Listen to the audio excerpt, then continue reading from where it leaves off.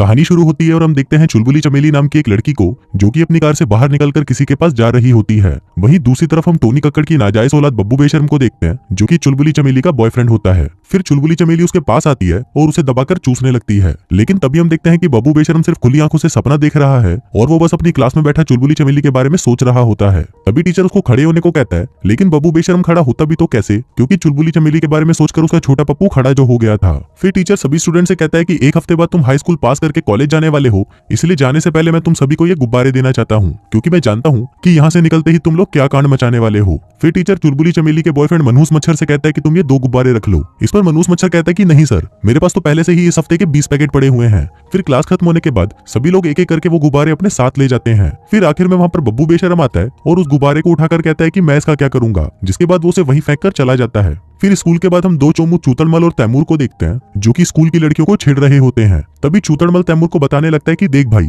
लड़कियां ऐसे नहीं पटाई जाती, लड़कियों को पटाने के लिए एक खास टैलेंट चाहिए जो सिर्फ मेरे पास है। इसी दौरान वहाँ पर बब्बू बेशर्म और उसकी बेस्ट फ्रेंड तड़पती फुद्दी आती है, जहाँ बब्बू बेशर्म उसे बता रहा होता है कि चुलबुली चमेली सिर्फ मेरे लिए बनी है। इस पर तड़पती फुद्दी कहती है कि वो लड़की अच्छी नहीं है और कौन चूतिया एक ऐसी लड़की को पसंद करता है जो हमेशा लड़के बदलती रहती है। बब्बू बेशर्म कहता है कि जो भी हो, लेकिन वो एक बहुत सॉलिड माल है, उसकी पतली कमर और बड़ी बड़ी चूचियां देखकर कोई भी उसके लिए पागल हो जाएगा। और हम दोनों तो तब से साथ हैं जब से हम 8वीं क्लास में पढ़ा करते थे। मैंने तो तब से ही सोच लिया था कि बड़ा होकर इसकी तितली का चमगादड़ तो मैं ही बनाऊंगा। तभी वहाँ पर चुलबुली चमेली आती है और बब्बू बेशर्म से कहती है कि मैं बायोलॉजी सब्जेक्ट में बहुत ज्यादा वीक हूँ, मैंने सुना है कि तुम बायोलॉजी में जीनियस हो, इसलिए क्या तुम मुझे पढ़ा सकते हो। इस पर बब्बू बेशर्म कहता है कि हाँ बिल्कुल, मैं तुम्हें पढ़ा दूंगा। अब ये सुनकर चुलबुली चमेली खुश हो जाती है और बब्बू बेशर्म के हाथ पर अपना फोन नंबर लिखकर कहती है कि फ्राइडे नाइट 8 बजे मेरे घर आ जाना। अभी देखकर बब्बू बेशर्म बहुत खुश होता है और सोचने लगता है कि फ्राइडे नाइट को तो मैं इसकी गुलाबी तितली का चमगादड़ बनाकर ही रहूंगा।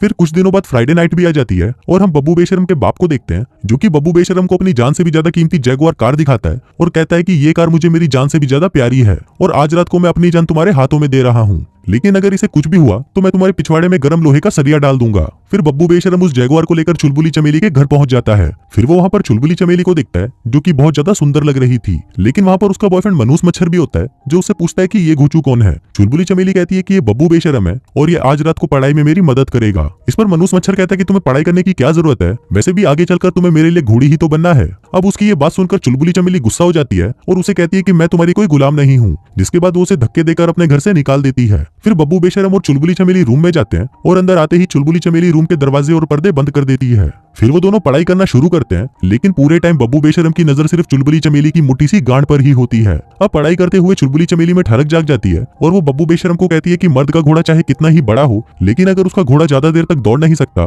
तो वो किसी भी लड़की को संतुष्ट नहीं कर पाएगा। कहती है कि घोड़े में ताकत तो ऐसी होनी चाहिए कि वो उसकी सवारी करने वाली लड़की की हालत खराब कर दे। अब ये सुनकर बब्बू बेशर्म का घोड़ा भी तन जाता है और वो उसे कहता है कि तुमने तो मेरी मुंह की बात छीन ली। तभी चुलबुली चमेली को मनहूस मच्छर का फोन आता है और वो उसे कहता है कि तुम पढ़ाई करके क्या करोगी, तुम्हारे बाप के पास तो वैसे भी बहुत पैसे हैं। चुलबुली चमेली कहती है कि भोसड़ी के तुझे कितनी बार बताऊं कि मुझे पढ़ाई करनी है। इस पर मनहूस मच्छर कहता है कि तुम्हारी सिर्फ चूचियां ही बड़ी हैं, लेकिन दिमाग छोटा सा है, इसलिए जल्दी से मेरे पास आ जाओ। अब उसकी ये बातें सुनकर चुलबुली चमेली अपसेट हो जाती है और रोना शुरू कर देती है। वहीं बब्बू बेशर्म से उसकी आंखों में आंसू नहीं देखे जाते, इसलिए वो भागकर उसके लिए टिश्यू लेकर आता है। फिर वो उसे इंप्रेस करने के लिए कहता है कि अगर उस मच्छर की जगह मैं होता तो मैं तुम्हें दिन रात अपने घोड़े की सवारी कराता और तुम्हारी चीखें निकाल देता। अब ये सुनकर चुलबुली चमेली खुश हो जाती है और उससे पूछती है कि क्या मैं तुम्हें गले लगा सकती हूँ। अब वो दोनों हक करने लगते हैं, जिस दौरान चुलबुली चमेली की ठरक और भी ज्यादा बढ़ जाती है और वो उसे किस करना शुरू कर देती है। फिर वो उसे बिस्तर पर पटकती है और कहती है कि चलो अब बताओ कि तुम मेरी चीखें कैसे निकालते हो, लेकिन उससे पहले क्या तुम अपने साथ गुब्बारा लाए हो। बब्बू बेशर्म कहता है कि नहीं, मैं लेकर तो नहीं आया, लेकिन मैं अभी भागकर ले आता हूँ।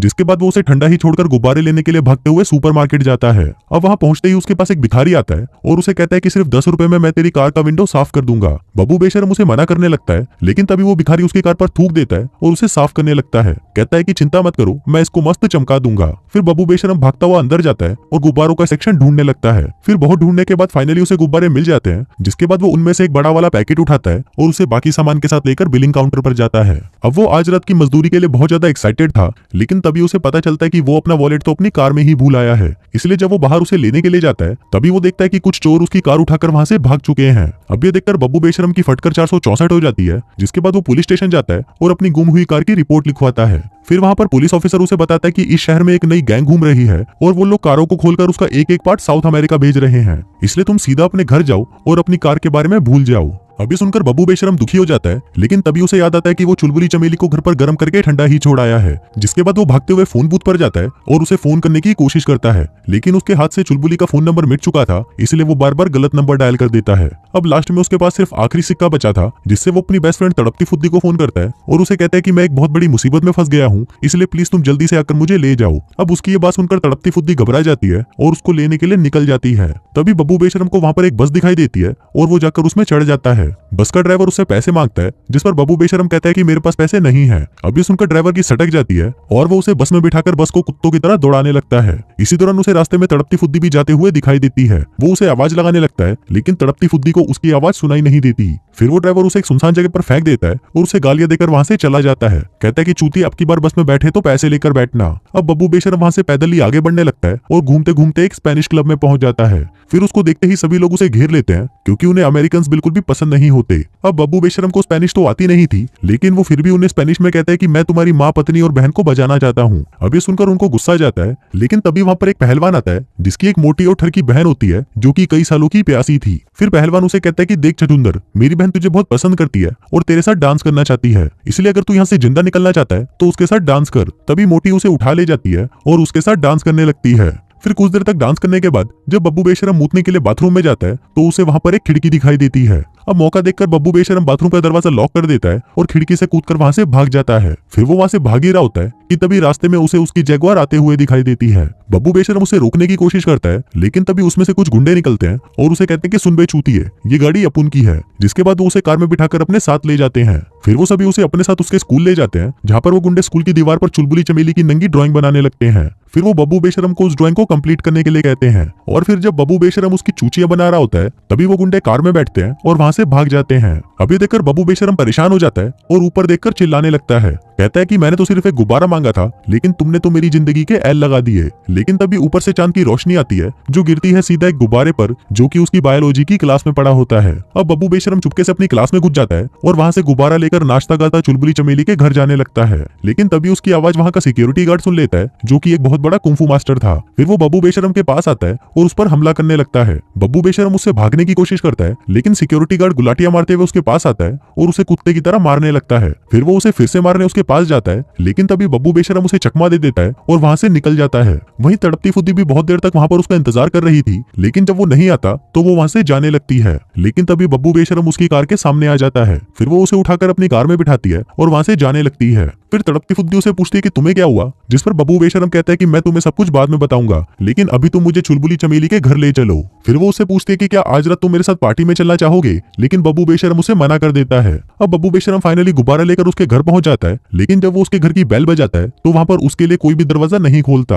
अब वो खिड़की से अंदर घुसने की सोचता है, जिसके लिए वो पेड़ पर चढ़ने लगता है, लेकिन इसी दौरान उससे वो गुब्बारा नीचे एक फंवारे पर गिर जाता है। तभी वो फंवारा चालू होता है और वो गुब्बारा उड़कर सीधा नाली में गिरता है और बहता हुआ गटर में चला जाता है। तभी बब्बू बेशरम जिस पेड़ पर चढ़ा था वो पेड़ भी टूट जाता है और वो सीधा जाकर चुलबुली चमेली के रूम में गिरता है। फिर वो देखता है कि वहां पर चुलबुली चमेली नहीं होती और उसने वहां पर एक नोटिस छोड़ा होता है कि वो पार्टी में जा रही है। अब बब्बू बेशरम भी उस पार्टी के लिए निकल ही रहा होता है कि तभी वहां पर पुलिस आ जाती है, क्योंकि पुलिस को लगा था कि चुलबुली चमेली के घर पर उन चोरों की गैंग घुस गई है। अब बब्बू बेशरम उन पुलिस वालों से बचते हुए चुपचाप वहां से निकलने की कोशिश कर रहा होता है, लेकिन तभी चुलबुली चमेली का कुत्ता उसे देख लेता है और उसे काटने के लिए उसके पीछे पड़ जाता है। उधर दूसरी तरफ हम तड़पती फुद्दी को देखते हैं, जो कि बब्बू बेशरम को जलाने के लिए एक शानदार सी ड्रेस पहनकर आती है। दरअसल तड़पती फुद्दी भी बब्बू बेशरम को बहुत प्यार करती थी, लेकिन वो चूतिया इससे बिल्कुल भी भाव नहीं देता था। वहीं बब्बू बेशरम भागते हुए उस भिखारी के पास पहुंचता है, जहां वो भिखारी उसे पार्टी में जाने के लिए भंगार से उठाई हुई ड्रेस दे देता है। फिर बब्बू बेशरम वहां से बस में चढ़ता है, जिसका ड्राइवर वही पागल आदमी था। लेकिन इस बार बब्बू बेशरम के पास पैसे थे, तो वो ड्राइवर बब्बू बेशरम के साथ काफी अच्छे से पेश आता है। फिर वो वहां से गुब्बारा लेने के लिए सुपरमार्केट जाता है, लेकिन उसके पास पैसे कम थे, तो वो कैशियर से रिक्वेस्ट करने लगता है कि प्लीज मुझे ये गुब्बारा दे दो, मुझे बहुत ही अर्जेंट में किसी के साथ गचागच करना है। लेकिन वो कैशियर एक नंबर की नीच और कमीनी थी, इसलिए वो हमारे प्यारे भाई को गुब्बारा देने से मना कर देती है। इसी दौरान उस स्टोर को लूटने के लिए वहां पर गुंडे आ जाते हैं और बब्बू बेशरम को देखकर कहते हैं कि और भाई, आज किसकी गुफा में घुसने की तैयारी हो रही है। बब्बू बेशरम कहते हैं कि देख भाई, ये बहन की घोड़ी मुझे गुब्बारा देने से मना कर रही है। तभी गुंडा उसे कहता है कि सुन बुढ़िया, अब पैसों के साथ साथ तू हमें ये गुब्बारा भी देगी। अब वो सभी चोरी कर ही रहे होते हैं कि तभी वहां पर पुलिस आ जाती है। फिर पुलिस से बचने के लिए वो गुंडे बब्बू बेशरम को हॉस्टेज बना लेते हैं और उसे कार में बिठाकर वहां से भागने लगते हैं। उधर पार्टी में हम तड़पती फुद्दी को देखते हैं, जो कि चुलबुली चमेली के पास आती है और उसे कहती है कि बब्बू बेशरम एक बहुत ही अच्छा इंसान है और वो पूरी दुनिया में मेरा सबसे अच्छा दोस्त है, इसलिए अगर तूने उसका दिल तोड़ा तो मैं तेरी चूचों को पंचर करके तेरे जंगल में आग लगा दूंगी।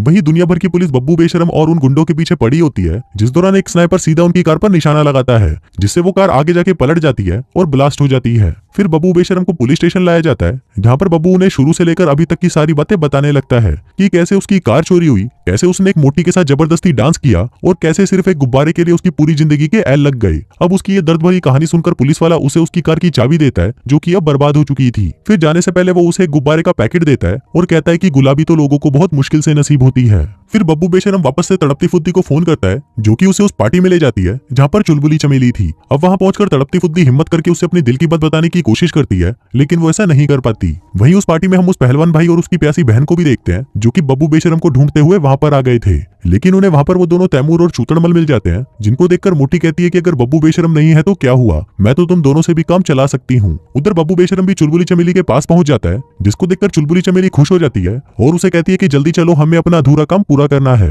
जिसके बाद वो उसे अपने साथ बाथरूम में ले जाने लगती है। वहीं उसको जाते हुए तड़पती फुद्दी देख लेती है और अपसेट होकर वहां से चली जाती है। अब बाथरूम में आकर वो दोनों शुरू होने ही वाले होते हैं, लेकिन तभी चुलबुली चमेली उसे पप्पू कहकर बुलाती है। बब्बू बेशरम कहता है, लेकिन मेरा नाम तो बब्बू बेशरम है। चलो ये बात छोड़ो, तुम सबको ये तो बताओगी ना कि हम दोनों साथ में हैं। इस पर चुलबुली चमेली कहती है, लेकिन मेरा बॉयफ्रेंड तो मनहूस मच्छर है। इस पर बब्बू बेशरम कहता है कि फिर तुम मेरे साथ ये क्यों करना चाहती हो। चुलबुली चमेली कहती है कि ये तो हम सिर्फ मजे कर रहे हैं। अब उसकी ये बात सुनकर बब्बू बेशरम का दिल टूट जाता है और वो उसे कहता है कि मैं तो तुम्हारे साथ ये सब नहीं कर सकता, क्योंकि ये सिर्फ मैं अपने सच्चे प्यार के साथ करना चाहता हूँ। और तभी उसे याद आता है कि उसका सच्चा प्यार तड़पती फुद्दी है, क्योंकि उसकी परवाह सिर्फ वही करती थी और वही थी जो उससे सच्चा प्यार करती थी। लेकिन इस चूतिया बब्बू बेशरम ने कभी भी उस पर ध्यान नहीं दिया। अब बब्बू बेशरम भागते हुए उसके पास जाने लगता है, लेकिन तभी मनहूस मच्छर उसे रोक लेता है और उसे पीटने लगता है। लेकिन इसी दौरान वहां पर वो कुत्ता भी उसे ढूंढते हुए पहुंच जाता है। फिर वो भागते हुए मनहूस मच्छर के पास आता है और उसकी गोटियों पर काट लेता है। फिर बब्बू बेशरम भागते हुए तड़पती फुद्दी के पास जाता है और उसे कहता है कि मैंने चुलबुली चमेली के साथ कुछ नहीं किया, क्योंकि मैं सिर्फ ये उसके साथ करना चाहता हूँ जिससे मैं प्यार करता हूँ, और मैं तुमसे प्यार करता हूँ, क्योंकि अब मुझे एहसास हो गया है कि हम दोनों ही हैं जो एक दूसरे के लिए बिल्कुल परफेक्ट हैं। जिसके बाद वो उसे किस करने लगता है। अब इससे तड़पती फुद्दी भी खुश हो जाती है और फिर वो दोनों एक दूसरे को चूसना शुरू कर देते हैं। और इसी के साथ ही ये कहानी यहीं खत्म हो जाती है।